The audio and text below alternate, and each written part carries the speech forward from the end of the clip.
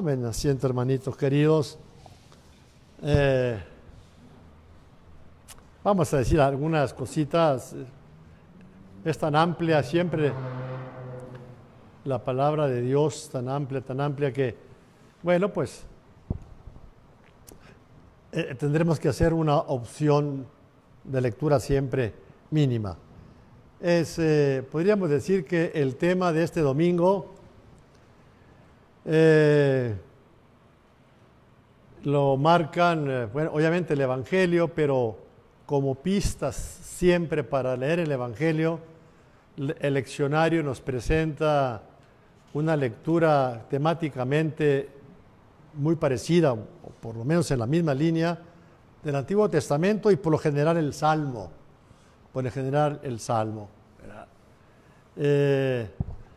Eso sucede casi siempre.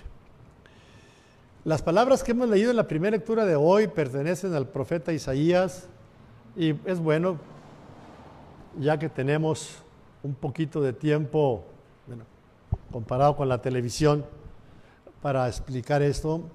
Es el libro de Isaías, en realidad son 3 libros. Los primeros capítulos del 1 al 39 pertenecen al Isaías histórico. El segundo Isaías, que es del 40 al 55, es un segundo libro de autor desconocido, integrado ahí mismo. Y el tercero es del 56 al 66. Abarca una visión de casi 300 y pico de años. Entonces, eran permisos, licencias literarias que se tomaban en aquel tiempo. No había los derechos de autor ni mi nombre para que se sepa quién soy. No, probablemente no. Generalmente todos los libros de la Biblia son anónimos. No sabemos exactamente quién los escribió. Eso es lo de menos. Son palabras de Dios. Y bueno, pues Isaías, lo que hemos leído hoy, es la última parte del libro de ese segundo Isaías, 40-55, al que el padre Luis Alonso Cheque, el gran maestro de muchos de nosotros, de algunos que estudiamos Biblia por allá muy lejos de aquí, decía que era el libro que más influyó en el Nuevo Testamento y uno de los libros más hermosos de la Biblia por su poesía, por su temática, por muchas cosas. Es algo preciosísimo. Un libro muy frecuente en Adviento, en Cuaresma, habla de la esperanza, de la consolación. Y lo que hemos leído hoy, pues es prácticamente el final de este bloque tan hermoso que hemos escuchado.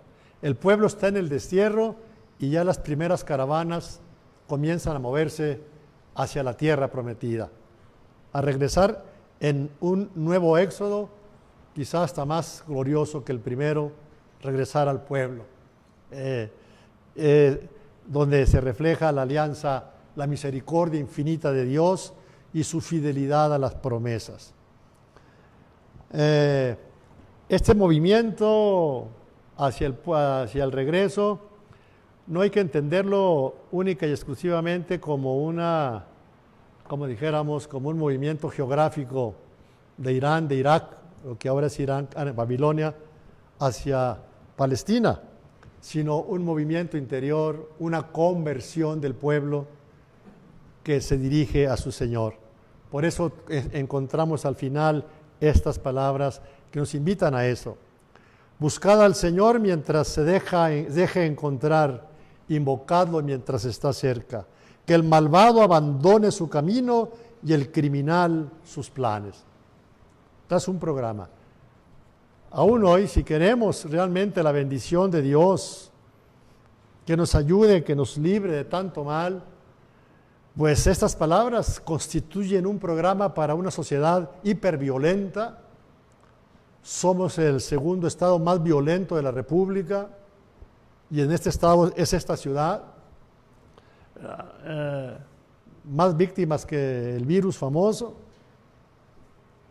Necesitamos volver a Dios. Vemos gravísimo problema familiar que se vive, etcétera, etcétera. Entonces, Estos programas, estas palabras son un programa todavía para un regreso al Señor. Buscad al Señor. Pero como dice el profeta Jeremías, nadie busca al Señor. Nadie. No lo buscamos. Mientras se deje encontrar, invóquenlo mientras está cerca. Que el malvado abandone su camino y el criminal sus planes. Que regrese al Señor y Él tendrá piedad. Es todo. Es todo lo que se requiere. Estos verbos de movimiento, buscar, encontrar, invocar, abandonar, regresar, son verbos de movimiento. Con esos verbos de movimiento, el hombre de la Biblia expresa lo que nosotros decimos tan pobremente, conversión. Es un regreso, es un desandar un camino, de reconocer lo malo del camino equivocado que llevamos y que nos ha hecho tanto daño, como cultura, como civilización, como personas, como familia. Bueno, entonces el Señor, por Isaías nos dice, vamos, el Señor no es, dice el Salmo también por ahí hermosamente, abonando, el Señor es compasivo y misericordioso, lento a la cólera, generoso, pronto para perdonar. Bueno, el Señor es el Señor con todas sus criaturas, con todos, y su amor se extiende a todas sus criaturas.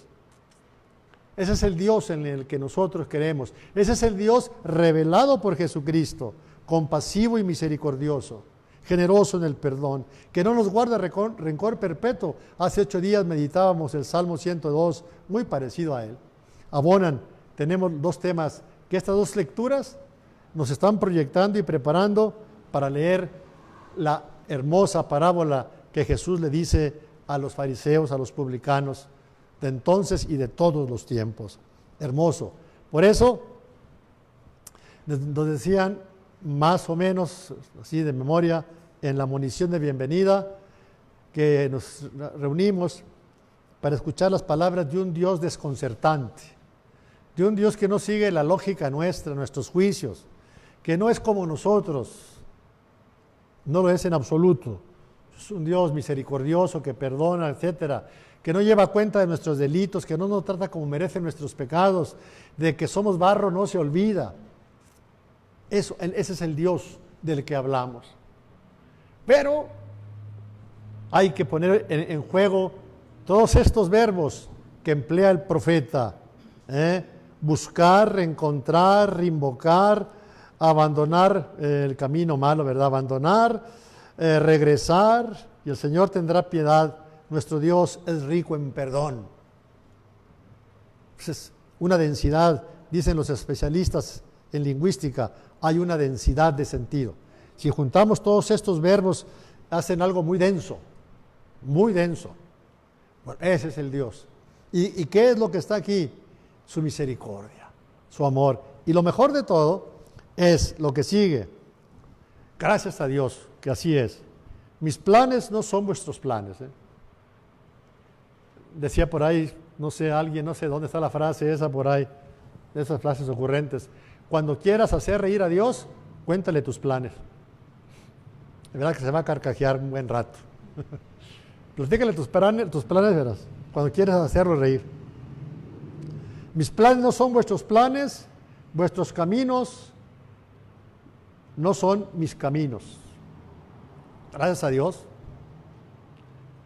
Lo trágico es que nosotros, aún en su nombre, podemos agarrar un camino creyendo que es el camino de Él. Y muchas veces, dirá el mismo Isaías, andamos cada quien siguiendo nuestro propio camino, perdidos y extraviados. Tenemos que buscar ese camino que es el camino de Dios. Oráculo del Señor. Como el cielo está por encima de la tierra, mis caminos están por encima de los vuestros y mis planes por encima de vuestros planes. Qué hermoso. El que escribió esto, Isaías capítulo 40, 55, un poeta, un profeta y un poeta de lo más delicioso que hay. Es un profeta tal vez que está ya viendo próximo y cantando el regreso del pueblo de Babilonia, del destierro, a la tierra prometida. Pero no solamente es un desplazamiento físico, geográfico, es un desplazamiento interior. Es una conversión, es un volver al Señor.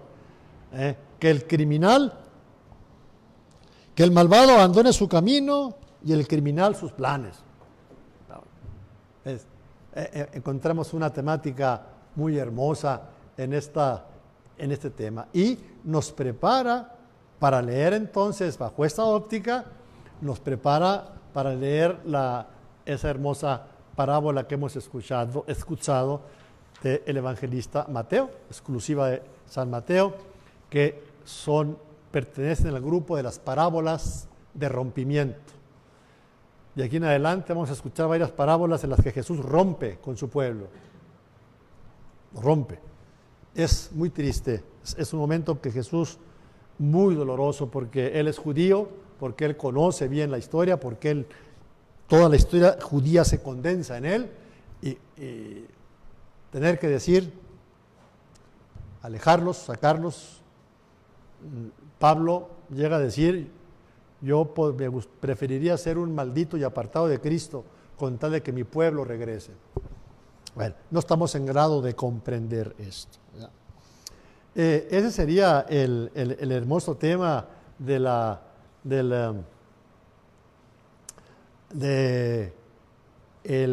este domingo. De este domingo. Y bueno, pues está también el tema de la segunda lectura, que no quiero dejarla pasar. Y luego pasamos al Evangelio.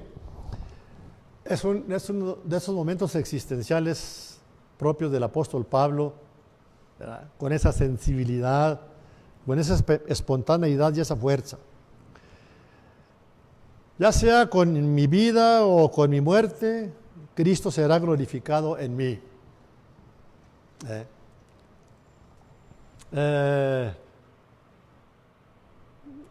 Cristo en esta carta hermosa a los filipenses, una carta verdaderamente tierna, él habla muy hermosamente a los filipenses, a la primera comunidad cristiana que él fundó en la ciudad de Filipos.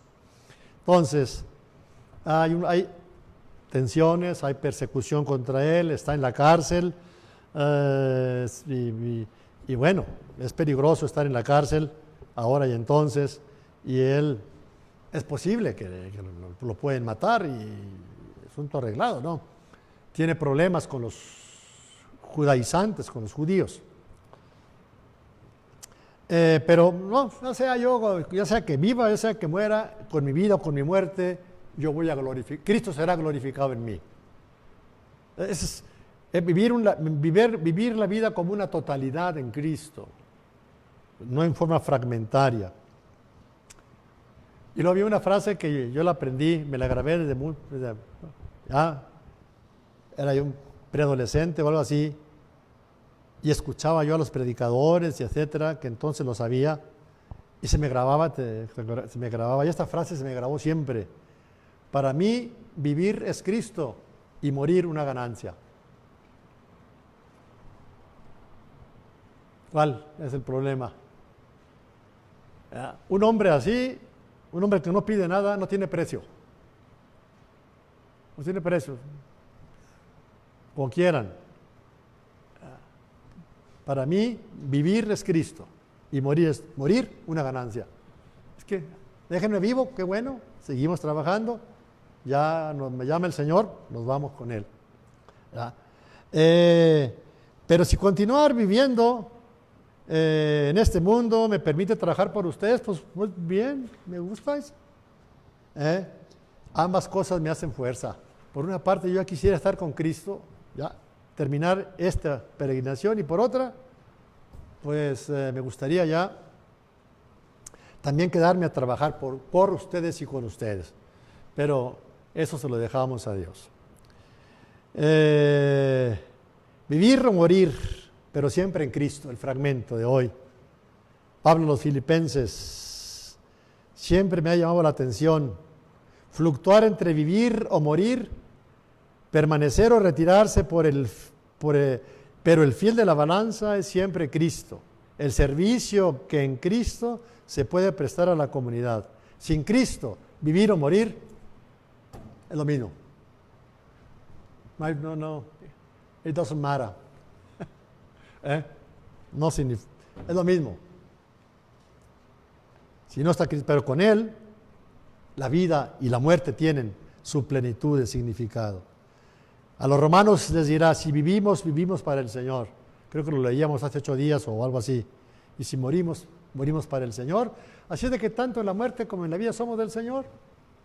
No lo perdamos de vista. Hoy que estamos amenazados, ya, por todos lados, y no hablo del virus famoso.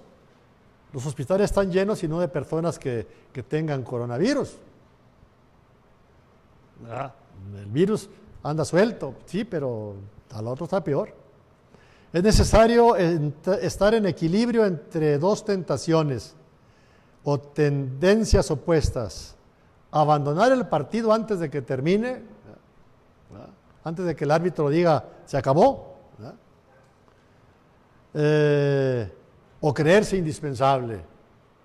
Si me voy yo, ¿qué irá a pasar? Soy absolutamente indispensable, ¿no? Pues no. Los panteones están llenos de gente que se creía indispensable. Ahí están todos los que se creían indispensables, están en los panteones. Hay una anécdota de mis hermanos, los padres franciscanos. Llegó uno provincial a uno de los conventos, y hace muchos siglos de esto, y pues ya entró, lo recibió el que preside el monasterio aquel convento, y un hermanito lego de esos que son, pues, que hacen los servicios allí, iba con una lamparita alumbrándoles los pasillos, y aquel buen varón, el jefe del monasterio del convento, ay padre, qué bueno que vino, ¿qué sería de usted de nosotros si no estuviera usted? Y pues echándole flores y más flores al superior.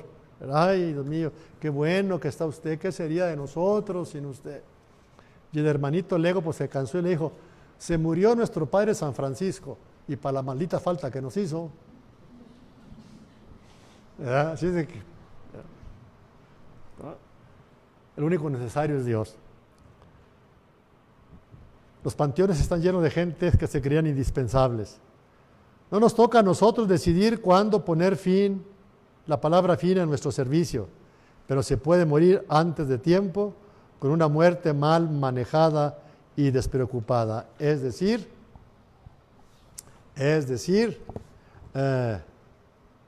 pensionarse anticipadamente, retirándose del barullo de entre los hombres, yéndose supuestamente al lado de Dios, al silencio, etc. O bien se puede virilmente proseguir dejando madurar una muerte que sea el fruto de toda una vida de trabajo al lado del Dios crucificado por el hombre. Pablo se ha decidido por esto último. En todo caso, esta fluctuación es el resultado de un anhelo profundo de Dios, de Cristo, de servicio de los hermanos. ¿Ven cuántas cosas nos dice la palabra de Dios? ¿Cuánto hemos escuchado que está aquí? Muchísimo, muchísimo, y nomás es así una pasadita por encima. Hice este paréntesis de la lectura de Pablo, que esa siempre anda bailando sola, y pasamos ahora sí a la parábola que escuchamos, cuya pista nos dio Isaías y el Salmo. Un Dios misericordioso, fiel, que rebasa todo lo que nos imaginamos. Hemos escuchado la parábola, y las parábolas tienen un password ahí. Hay que conocerlo. Yo les aseguro que ninguno de ustedes, ni yo tampoco, hemos sabido dónde está la clave de esta parábola. Si no conocemos el password, no entramos. Si no conocemos la clave ahí que tiene Julio en su computadora o en la cámara de transmisión, pues no entramos. Necesitamos el password forzosamente, la clave. Si no, no entramos. ¿Cuál será la clave de esta parábola? Un hombre salió, dueño de un viñedo, a buscar trabajadores para su viña. Al amanecer contrató a unos, 1 denario por día y váyanse a la viña. Y así fue a lo largo del día. Hasta ya al caer la tarde, casi a metesol, como dicen en la tierra de Adriana, casi a metesol. Entonces, casi a metesol, ¿y ustedes qué han hecho aquí? Pues no hay quien nos contrate, váyanse también ustedes a trabajar un rato. Ahí está el cuadro. Viene el segundo cuadro. Llámalos para pagarles a cada uno su diario, pagarles el día de trabajo. Empieza, por favor, por los últimos hasta que llegues a los primeros. ¿Va? Estupendo. Así empezó. En las parábolas dice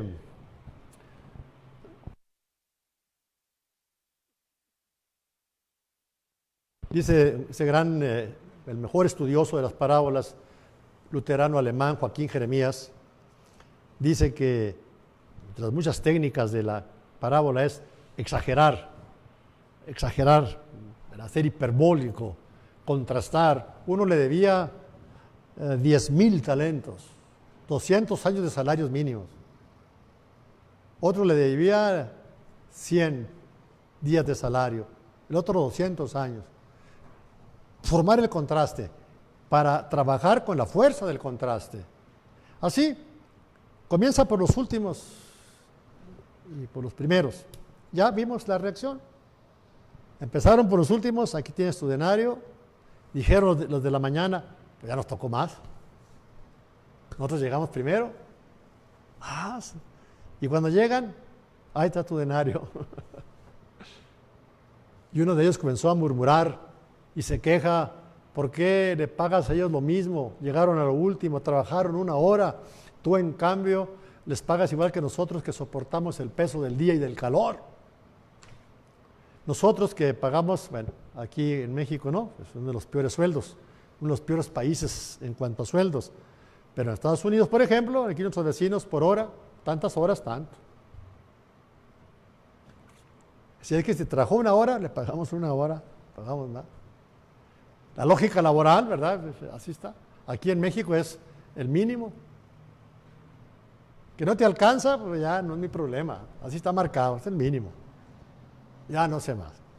Así me dice, pues, ¿qué vamos a hacer? Entonces, el señor, el dueño de la vid, le respondió, amigo, yo no te hago ninguna injusticia. ¿Acaso no quedamos en que te pagaría 1 denario? Pues sí, bueno, pues toma tu denario y vete. Que yo quiero darle a que llegó al último lo mismo que a ti. O me vas a tener envidia porque yo soy bueno. O no puedo hacer con mis cosas lo que yo quiera. Caray.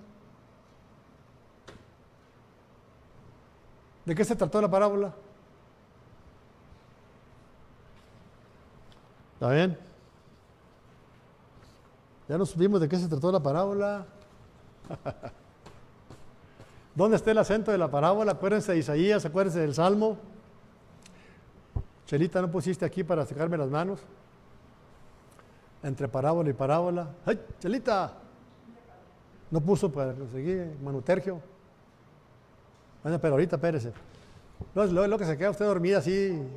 ¿Dónde está? Que está muy blanco acá, pues es que siempre lo ponemos de este lado. Muy bien, Chelita. Usted a dispensar. Entonces, ¿dónde quedó la bolita? No importa la cantidad, importa la intención. ¿Importa qué? No importa la cantidad, importa la intención. La intención. Pues no exactamente.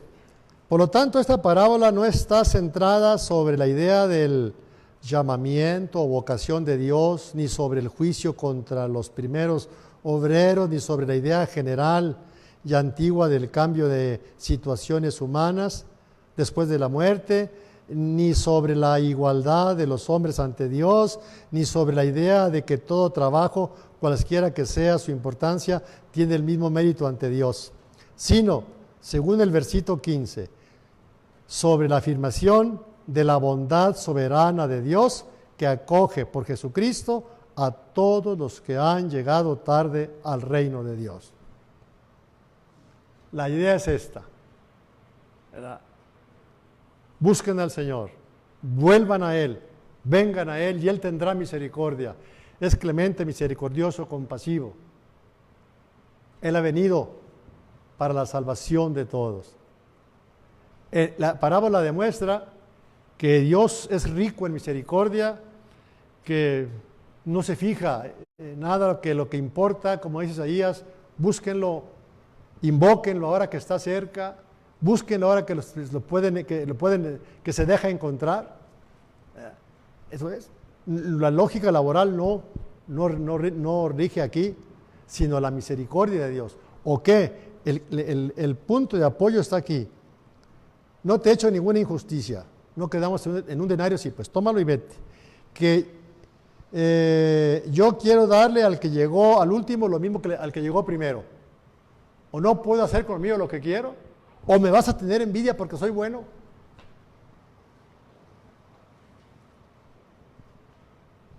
¿Qué es lo que está diciendo aquí nuestro Señor? Que Dios nos acoge a todos. Hace 8 días, acuérdense, meditamos en otro registro, prácticamente el mismo tema. Todos estos domingos ha venido insistiendo San Mateo en esta línea. Un Dios que es misericordia, que todo es gracia, que no tenemos méritos. Y esta parábola es ya de las parábolas de rompimiento. Está dicha para los fariseos, para todos aquellos que habían creado una religión cerrada, completamente cerrada. No hay religión más excluyente, imposible, como el judaísmo, porque no podemos ser judíos, nunca, jamás. Podremos ser adeptos o lo que sea, pero judíos jamás. El judaísmo, la religión, es una religión de raza, de sangre, de tradición, de lengua, de liturgia, de ellos. Ahí no entramos.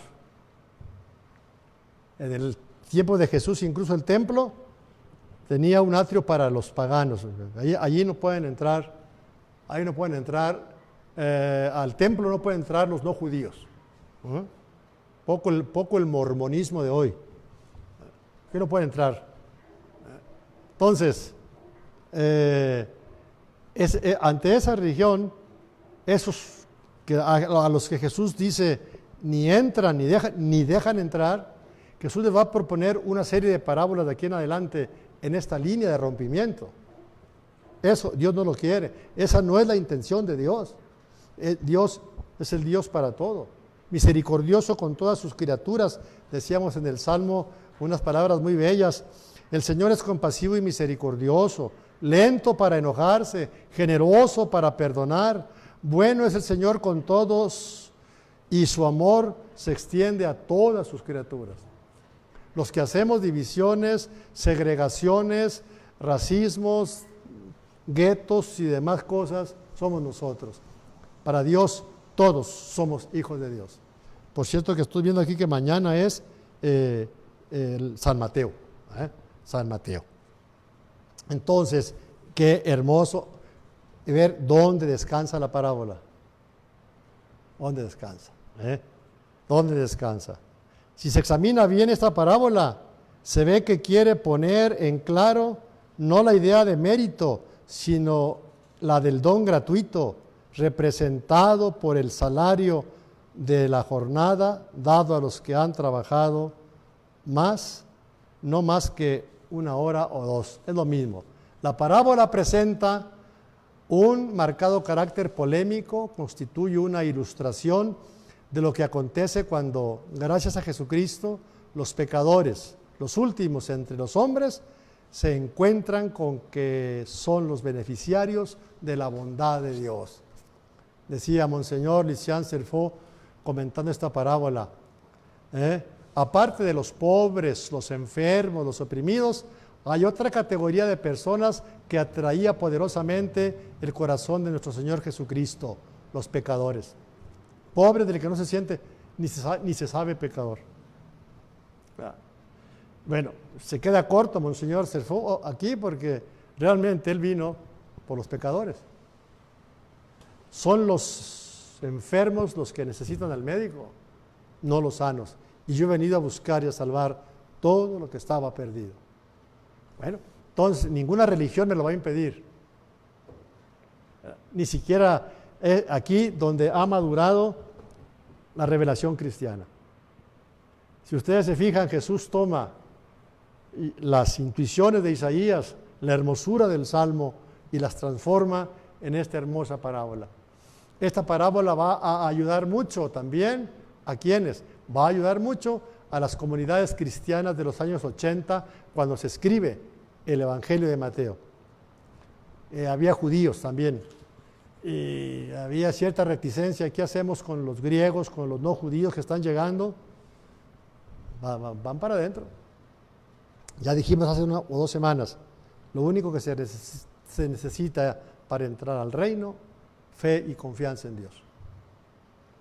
Lo demás no tiene como diría alguien, no tiene la menor importancia. Entonces, este es el hermosísimo mensaje de esta parábola, que se va a ir repitiendo el tema con ciertas variaciones, así como en la música, se va a ir repitiendo el tema de ese duro rompimiento de Jesús con el judaísmo de su tiempo y la manifestación y revelación del Dios que es amor y ternura y fidelidad con todos nosotros.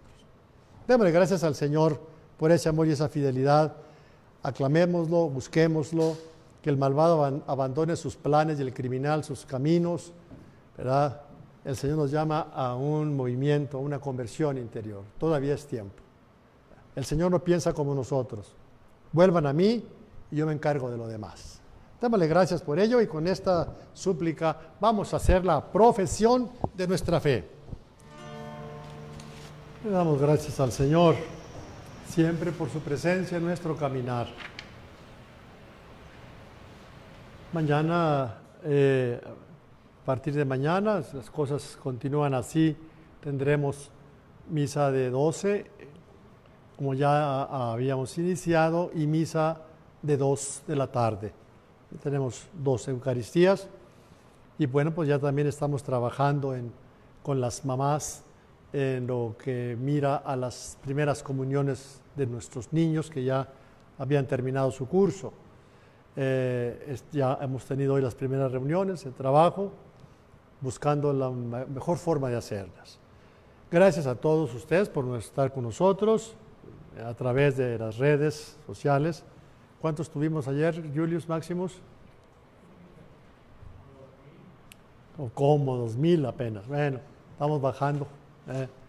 Ahorita nos van a decir cuántas. Muchas gracias a las Tutis Quantis en Chihuahua. Son todas mis sobrinas que hace algunos abriles que no las veo. A todas las personas que están con nosotros a través de estas redes en todas partes.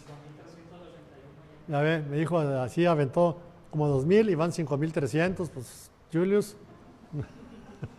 Aguas, Julius. Gracias muchachos por venir a cantar. Julius, pues, es el motor de esto. En el sitio web está el logos del año de la misericordia y la explicación de ese logos, precisamente en la temática dura, fuerte, que vimos hoy y que meditamos en la hora santa del jueves pasado, y continuaremos la meditación el próximo jueves, si Dios nos presta vida y salud. Vamos a decir la oración final.